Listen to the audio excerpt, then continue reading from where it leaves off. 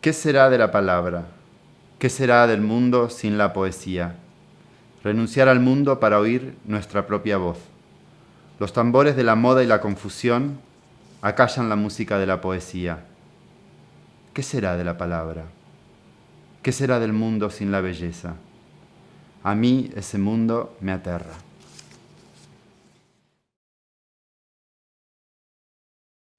My name is Santiago GIRALT. I come from Argentina. I am a multidisciplinary artist. I am a writer, a filmmaker, a playwright, actor, and sometimes even a producer. So yeah, I like to move from literature to dramatic arts in a very free and dynamic way.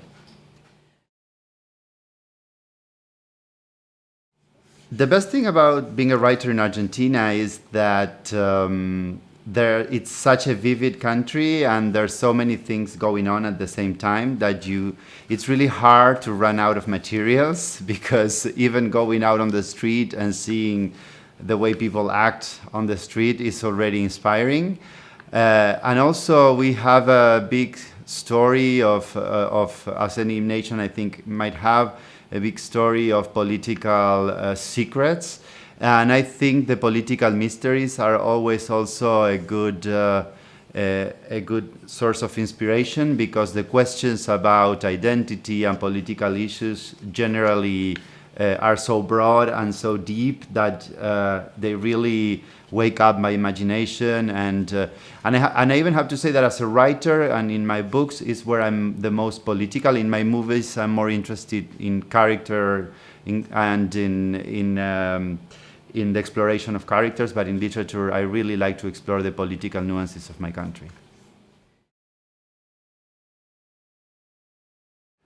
The best thing about Argentina is, I think one of the beautiful things about Argentina is the country itself. It's so wide and so big, and it has many very unique sceneries like Ushuaia, the end of the world, the Iguazu Falls, even the Pampas that would be kind of a little bit like Iowa, but there is not even one hill. You would see miles and miles and miles of flatlands. Like you would see the same landscape, crops and everything, but not even one hill. So many foreigners that travel to Argentina find that very interesting. And also one of the things that I like from my country is everything that happens outside the limits of the capital city. The capital city is interesting, but it has a life, a little self-centered life, and the rest of the country is much more interesting and richest and warmest with people and visitors. I started as a writer, writing screenplays for movies, and once I had an idea of telling the story of this affair that ex-President Perón had with this 14-year-old girl, and I said this would be a very expensive movie, so I don't think I could write it as a movie.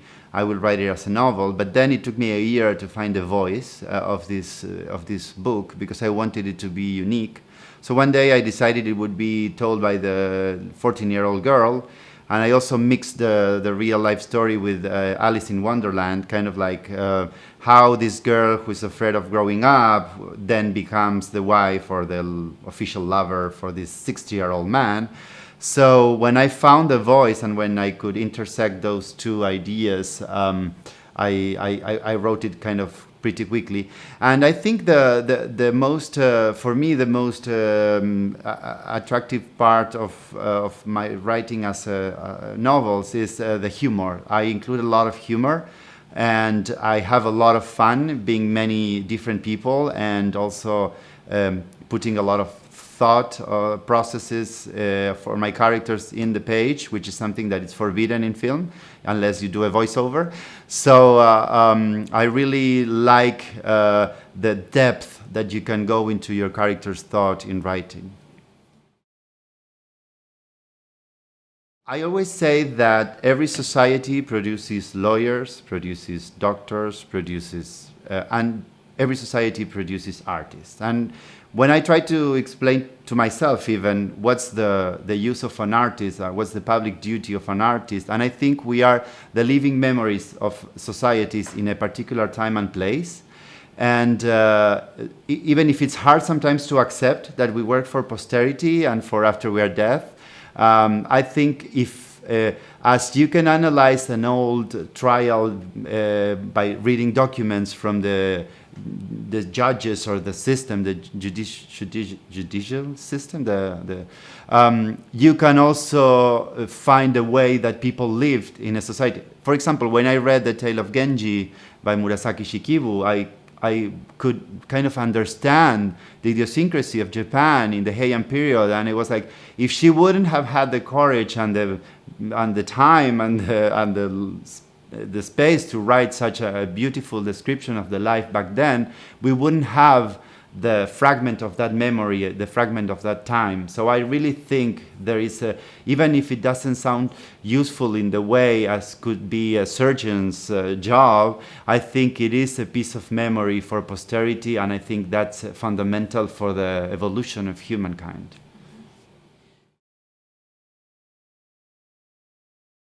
I think the state should support literature in for many reasons. The other day when we were teaching in one of the high schools, I was very happy to see 11-year-old kids with really long books, and they are learning to process their own identities by relating with other people's life.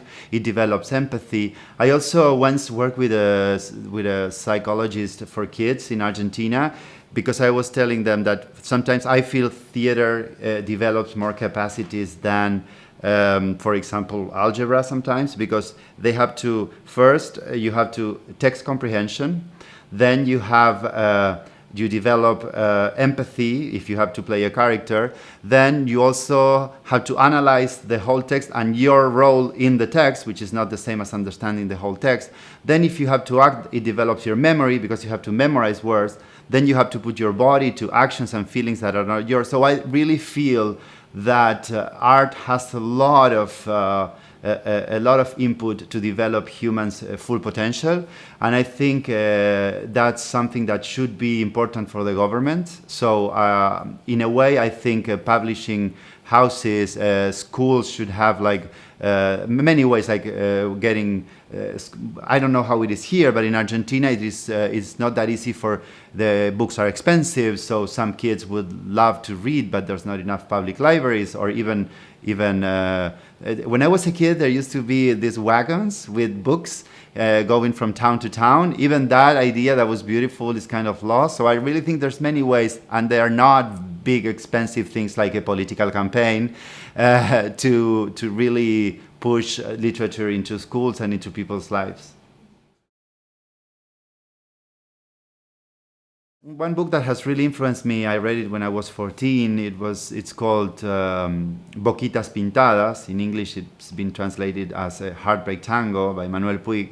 And it is a book about Argentina in the 50s. And what really inspired me was to read a book that had a lot of experimental techniques, because it includes like a description of photographs, letters, diaries, conversations where you have like in the bold letter what the person is saying and in italics what the person was thinking. And this was written in the 40s, so it felt, but at the same time the story was very interesting and you wanted to know what was happening next. So this perfect connection between form and substance was really a discovery, because I could understand that literature was not only the third person of the past telling you everything, but also could have all this fragmentary way of telling a story and making it interesting at the same time.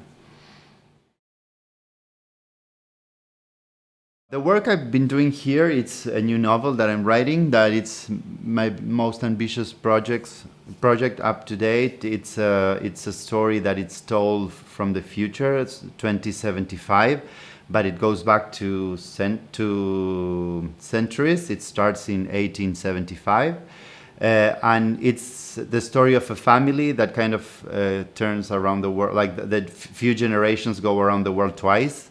And the centerpiece that I wrote here is, because it might be 5 books, so I'm not sure how many books will be, but what I started here is the second part, where Marcel Duchamp spent a year in Buenos Aires in 1918 and 1999, and there was a lot of investigative information here in the library. So I even saw the green box, and I even the library man here, Timothy, even recommended me a book that Catherine Dreyer, Duchamp's marchand and friend, wrote about the same period where she was in Argentina, and she then became also a character. After I read that book, she was so critical about Argentina, and I agreed in so many points of view that she became a character. So yeah, I wrote mainly that section of the second book because the investigation was so close and so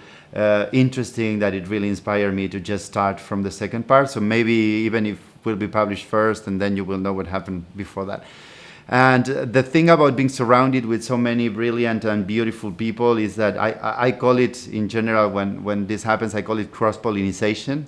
You get inspired, and you get contaminated in the good way by other people's visions of the world and perceptions of the world. So I really think, like, I even thought, like, well, I've never been a poet, and then one day I discovered that the little thing that I read in the beginning in Spanish is like a whole play that I wrote in verse, and it's based also on an ex-IWP writer, Leopoldo Brizuela. So I even forgot that I've written that whole play in verse. Like, I remember that I wrote it first, but then I didn't remember that for 1 week I just adapted it into the verse form. So, but until I got here, I didn't realize that also, like, all these other forms of expression were within me, and it even gave me the courage to pursue them in a more conscious way. My final words that I had is, like, if I would say, I want to say really clearly that I think maybe you might think that because Argentina had a time where our literature became very international, that's still going on. And somehow, after a few years of populist governments, I think Argentina is in this isolation capsule. And so it's very important to have programs like this, because it's a way to break the capsule. And like in Argentina, there's only one big international airport, and less than 5% of the population travel abroad. So you can imagine how very few people really have the chance to imagine a world beyond those boundaries. So this type of programs for writers like me that are still somehow determined by this isolation capsule, it becomes a way to see that my problems, my questions about how to write and how to survive as a writer, I mean creatively, not economically, are that, like, having the opportunity to be surrounded with so many different expressions of how it could be done, it's essential, and I hope this program turns 100.